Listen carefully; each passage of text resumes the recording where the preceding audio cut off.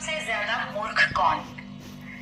कहानी में चार मित्र होते हैं जो एक दूसरे से होड़ करते हैं कि उनमें से ज्यादा मूर्ख कौन है।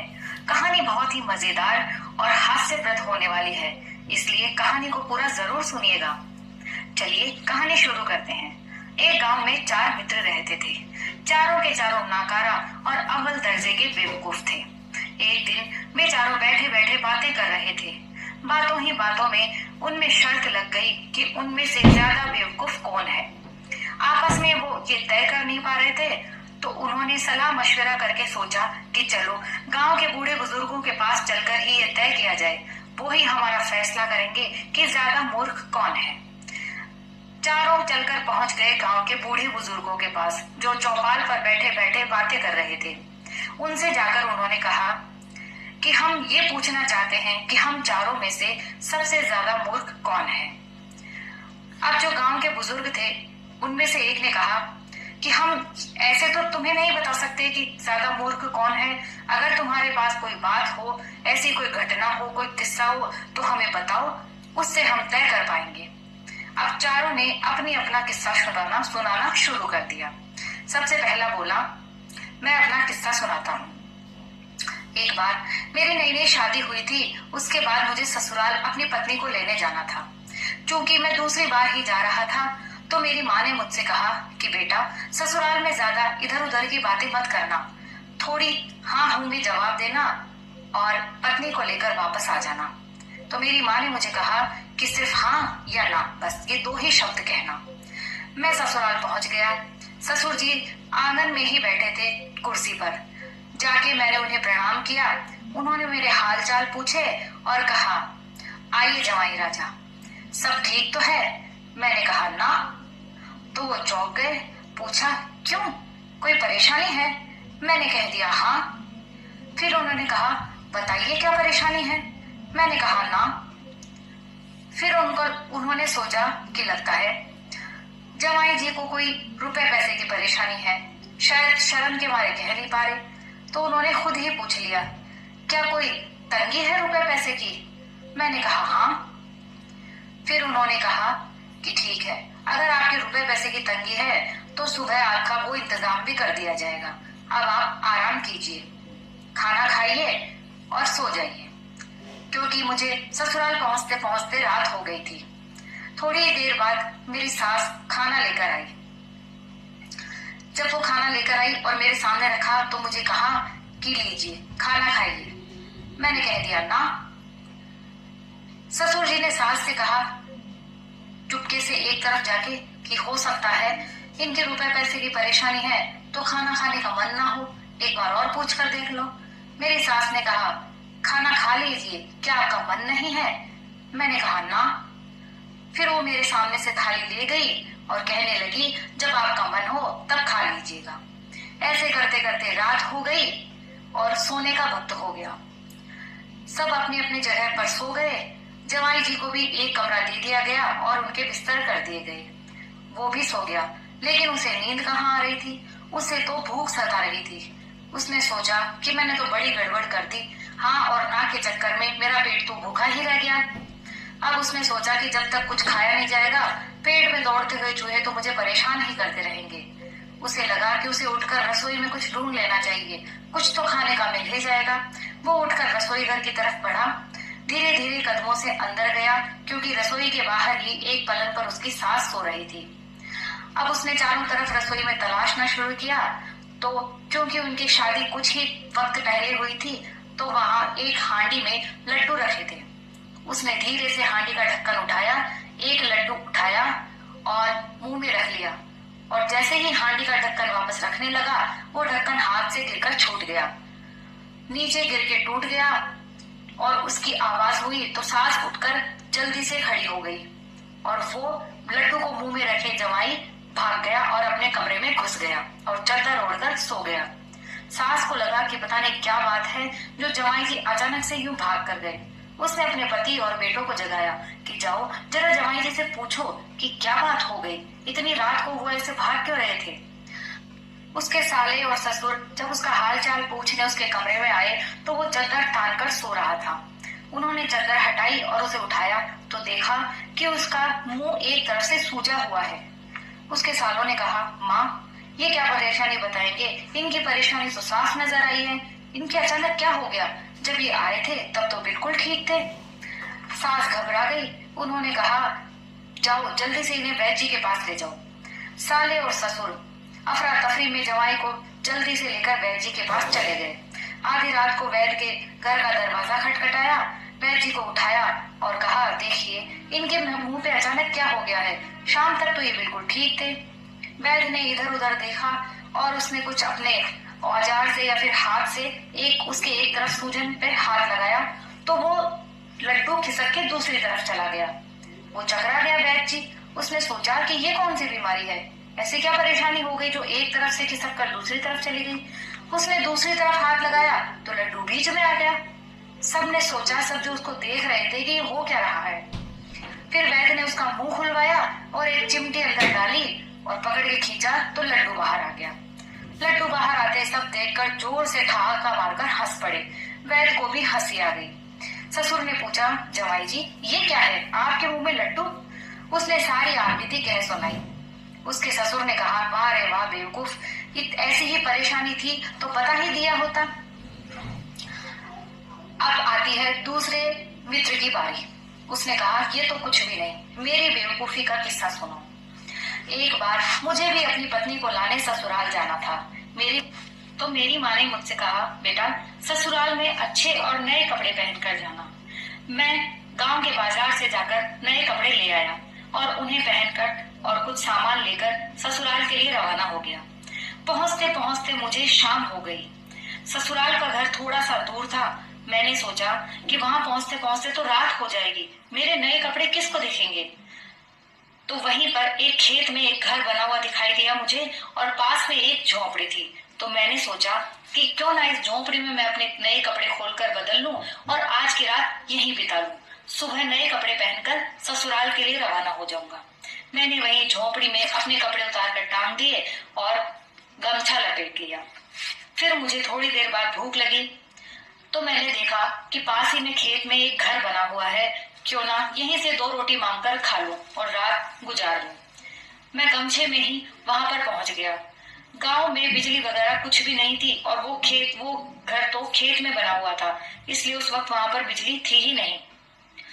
जैसे ही मैं घर के बाहर पहुंचा मैंने आवाज लगाई, लेकिन उस बेवकूफ को ये पता नहीं था कि वो घर उसके ससुराल वालों का ही है।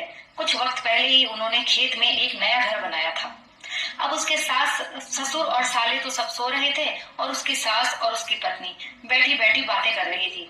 जैसे ही उसने आवाज लगाई तो उसकी सास ने कहा, बेटी लगता है कोई भूखा रोटी मांग रहा है, जा ये 2 रोटी और सब्जी उसे दे आ।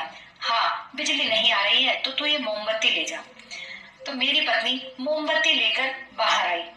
मोमबत्ती में मुझे उसका चेहरा तो दिखने लग गया, लेकिन वो मुझे ना देख पाई।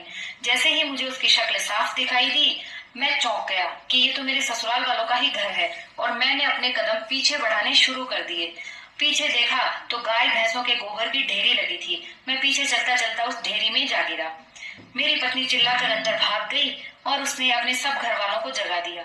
सारे घर वाले भागकर बाहर आए, मुझे उठाया, नहलाया धुलाया, साफ किया और पूछा, जवाई जी आप यहाँ कैसे और इस हालत में? मैंने अपनी सारी आपबीती उन्हें बताई। मेरे ससुर और सालों ने कहा, वाह रे बेवकूफ, रात में आओ या दिन में आओ, हमें कपड़ों से क्या लेना देना है, हमें तो आपसे मतलब है। ऐसी बेवकूफी भरी हरकतें आइंदा मत करना। दूसरे मित्र का किस्सा भी खत्म हुआ। अब आई बारी तीसरे मित्र की। उसने कहा, चलिए अब मेरा किस्सा शुरू करते हैं। मेरा किस्सा भी अपने ससुराल से ही जुड़ा हुआ है। एक बार मुझे खबर हुई कि मेरी सास की तबीयत खराब है, तो मैं अपनी पत्नी को अपने घर पर ही छोड़कर, क्योंकि हम घर में सिर्फ 2 ही आदमी थे, इसलिए मैंने उसे घर संभालने के लिए छोड़ दिया और मैंने कहा कि मैं तुम्हारी माँ के हालचाल पूछ कर आता हूँ। मैं अपने ससुराल पहुंच गया। सास के हालचाल पूछे। घर में सास के अलावा और कोई नहीं था। 2 साले और ससुर जी खेतों में काम करने गए हुए थे। सास ने मुझे दिन में खाना खिला दिया और खाना खिलाकर थोड़ी देर हमने बातें कर ली। अब सास को खेत पे खाना देने जाना था, तो मैंने भलाई लेते हुए कहा, माताजी, आप यहीं आराम कीजिए, आपकी तबीयत भी ठीक नहीं है। लाइए खाना मैं दे आता हूँ। मुझे बता दीजिए कौन सा खेत है। सास ने फला फला खेत का पता मुझे बता दिया। मैं खाने की पोटली लेकर रवाना हो गया। चलते चलते मैं गांव के चौराहे पर पहुंचा। वहां मैंने एक अजीब चीज देखी। वहां पर चौराहे पर एक काठ लगा हुआ था। मैंने कभी काठ देखा नहीं था, तो मैंने वहां के लोगों से पूछा, भाई ये क्या है? तो उन लोगों ने मुझे बताया कि यहाँ का राजा को अगर कोई कर या लगान समय पर नहीं देता है तो उस आदमी को वो इस काठ में बंद कर देता है। मैंने सोचा ये चीज तो पहली बार देखी है, क्यों ना इसको इस्तेमाल करके देखा जाए। मैंने रोटी की पोटली वहीं रखी और काठ में अपना सिर दे बैठा। वहां पर एक पत्थर था जिससे मैंने उसे ठोक लिया तो वो थोड़ा सा सख्त हो गया। इतनी ही देर में एक कुत्ता आया और कुत्ते ने मेरी रोटी की पोटली उठाई। मैंने वो पत्थर कुत्ते को भगाने के लिए दे मारा, लेकिन वो कुत्ता तो रोटी लेकर भाग गया और मेरा पत्थर भी गया। अब मैं उस काठ में से हिल नहीं सकता था। उधर जब ससुर और साले के पास वक्त पर खाना नहीं पहुंचा, इंतजार करते करते शाम हो गई। वे दोनों गुस्से से आग बबूला होते तिल मिलाते हुए घर पर आए और अपनी अपनी पत्नियों पर बरस पड़े। सास चौकन्नी हो गई कि ऐसा क्या हुआ? दिन में ही तो जवाई जी आए थे और मैंने खाना उनके हाथ आपके लिए खेत पर भिजवाया था, क्या वे पहुंचे नहीं? ससुर ने कहा, जवाई जी खाना लेकर, लेकिन वहां तो कोई भी नहीं पहुंचा। अगर वो वहां नहीं पहुंचे और यहाँ भी नहीं है तो वो गए कहाँ? लड़ाई वगैरह सब भूल कर साले और ससुर सब जवाई को ढूंढने में लग गए। चलते चलते गांव में जो भी मिलता उनसे पूछते जाते। एक आदमी मिला जिसने बताया कि आपका जवाई तो गांव के चौराहे पर काठ में अटका हुआ पड़ा है। अब जो ससुर था वो गांव का हुकुमदार था। उसने कहा, काठ में? लेकिन मेरे जवाई ने ऐसा क्या गुनाह कर दिया कि राजा ने उसे काठ में दे दिया? चलो राजा के पास ही चलते हैं। वो और उसके साले पहुंच गए राजा के पास और राजा से कहा, महाराज मेरे जवाई से ऐसी क्या गलती हो गई, क्या गुनाह हो गया जो आपने उसे काठ में दे दिया? राजा भी इस बात से अनजान था। उसने कहा, मैंने तो आज किसी भी व्यक्ति को काठ में देने का या दिलवाने का हुक्म नहीं दिया। उसने अपने सिपाहियों से पूछा। सिपाहियों ने कहा, नहीं महाराज, आज तो किसी को भी काठ में नहीं डाला गया है। राजा, उसके सिपाही, ससुर और साले सब मिलकर वहां चौराहे पर पहुंचे और काठ में जवाई को देखकर उसी से पूछा कि तुम्हें काठ में किसने डाला? उसने जो दिन भर में उसके साथ आप बीती हुई थी सारी बता दी। सब के सब हंस पड़े और उसके साले और ससुर उस पर बरस पड़े कि वाह रे बेवकूफ, ऐसी बेवकूफी भरी बात भी नहीं करनी थी कि खुद के खुद ही काठ में गिर गए। उसको वहां से निकाला और घर ले गए। ये तीसरे मित्र का किस्सा भी समाप्त हुआ। अब बारी आती है चौथे मित्र की। उसने कहा, मेरा किस्सा सुनो। मेरा किस्सा भी मेरे ससुराल से ही जुड़ा हुआ है। एक बार मेरे ससुराल में मेरे साले की शादी थी। हम घर में बस मैं, मेरी पत्नी और बच्चे ही थे। मेरी पत्नी बच्चों को लेकर कुछ दिन पहले ही अपने मायके चली गई और मैं खेती बाड़ी का काम संभालने के लिए घर पर रह गया। जब शादी का ऐन वक्त पर आ गई तो एक दिन पहले मैंने भी जाने का सोचा। मैं आनन फानन में कपड़े डालकर और पहुंच गया ससुराल। ससुराल पहुंच गया। शादी दूसरे दिन थी। पहले दिन गाना बजाना हो रहा था और घराती जीव रहे थे। मैंने भी खाना खाया, थोड़ी आव भगत की करवाई और उसके बाद सोने की तैयारी होने लगी। लेकिन जैसे ही मैं सोने लगा मुझे याद आया कि मैं तंबाकू तो अपने घर ही भूल आया हूँ। मैं ठहरा तंबाकू का आदी। मुझे तंबाकू की बड़ी लत थी। अब क्या करूं? बिना तंबाकू खाए तो मुझे नींद ही नहीं आती। अब मैं वहां पूछूं भी तो किससे? शादी के घर में इतने सारे लोग थे और ऐसा माहौल, मेरे ससुराल में कोई भी तंबाकू नहीं पीता। मैं शर्म के मारे उनसे पूछ भी ना सका। फिर मैं अपनी पत्नी के पास गया। वो दोनों हाथों और दोनों पैरों में मेहंदी लगाकर बैठी थी। मैंने उसे एक तरफ ले जाकर अपनी बात बताई। उसने कहा कि तंबाकू तो है, लेकिन अभी शादी के घर की वजह से तंबाकू को भैंसों के बाड़े में रख दिया गया है। आप वहां से जाकर ले आइए। मैं गाय भैंसों के बाड़े में पहुंच गया। उधर बिजली भी नहीं आ रही थी। मैंने जैसे तैसे टटोलना चाहा, लेकिन मुझे तो कहीं भी तंबाकू नजर न आई। मैं हैरान परेशान वापस अपनी पत्नी के पास आया और उसे बताया कि मुझे तो कहीं भी तंबाकू नजर नहीं आई। तुम ही चलो और मुझे बताओ। उसने कहा, मैं कैसे चलूं? आप देख रहे हैं मेरे दोनों हाथ और दोनों पैर दोनों में मेहंदी लगी है। मैं चल ही नहीं सकती। मैंने उससे कहा कि मैं तुम्हें अपने कंधों पर उठा लूंगा। तुम बस मुझे अंगुली से इशारा कर देना, मैं ले आऊंगा। उसने कहा ठीक है। मैंने उसे अपने कंधों पर बिठाया और गाय भैंसों के बाड़े की तरफ बढ़ने लगा।